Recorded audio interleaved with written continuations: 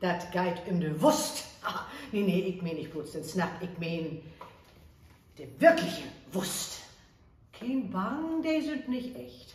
Da müsst kein Dert für lieben. Dat ist ein Komödie für Vegetarier und Veganerinnen. Ja, was passiert, wenn die Slachterei von den liebsten Fiend von den Slachter übernommen wird? Q Tarkington, der von Wurstmorgen nicht einen Schimmer hat, und der Slachter Oskar Ketelhut, der sich dort nicht rinmengelieren kann, weil ein Stromslag, also den Slachter, tun Ghost mogt het. Kopf hoch! Dat tun Bachkuddelmuddel so als Wurstsalat führen kann, das könnt ihr jo vorstellen.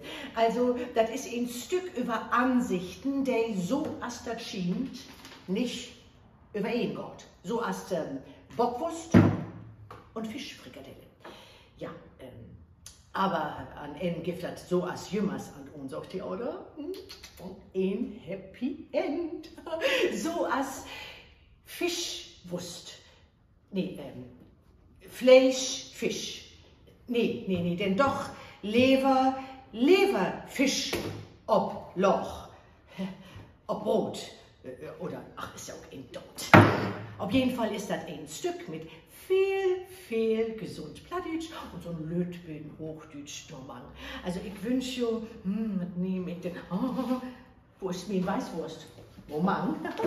Ich wünsche jo, komm hier, das ist ich wünsche jo den golden Appetit, ist das hier. Komm hoch!